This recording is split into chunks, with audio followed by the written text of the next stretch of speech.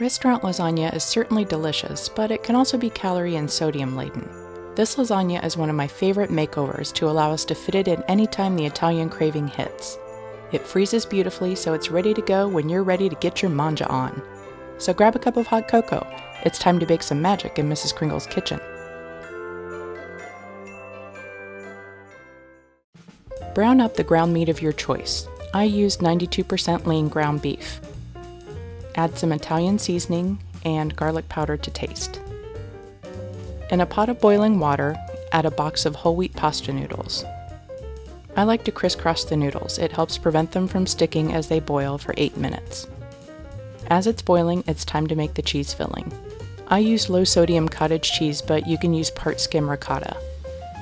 To that, add 1 cup of spinach wilted and squeezed of excess water, 1 egg beaten, 2 cloves of garlic minced, ½ teaspoon black pepper, and ½ teaspoon Italian seasoning. Mix well until all ingredients are combined. When the noodles are al dente, drain them. Get out your sauce and cheese. It's time to assemble.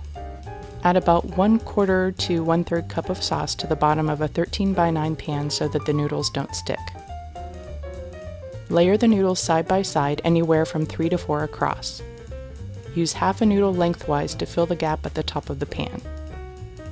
Layer the cottage or ricotta spinach filling in dollops and spread evenly over the noodles.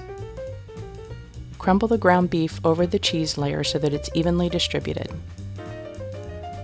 Then add your shredded cheese. I like to use a Swiss Gruyere mix from Trader Joe's. This cheese layer will help bind your other layers together. Finally, drizzle your sauce over the top. Repeat the steps with all of your ingredients. For the cheese on top, I like to grate on a stronger, contrasting cheese like Parmesan or Asiago to give it a little more punch of flavor. Then it's ready to go in the oven. Give a piece of foil a little squirt of olive oil spray so that it doesn't stick to the cheese as it bakes. Bake at 375 for 40 minutes and then pull off the foil for the last 5 minutes. After that, pull it out and allow it to sit. This is when people tend to want to go all psycho on it and cut into it. Don't do that or it'll all fall apart. After a 5 to 7 minute rest period, use a sharp paring knife to cut into the lasagna into 6 or 8 pieces. Then gently remove your piece with a spatula and get ready to enjoy some deliciousness guilt-free.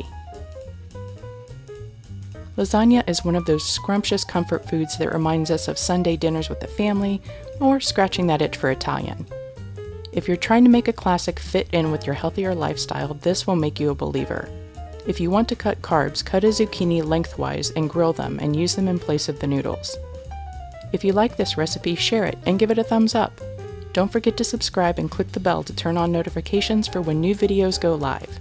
For the full printable recipe, go to mrskringleskitchen.com.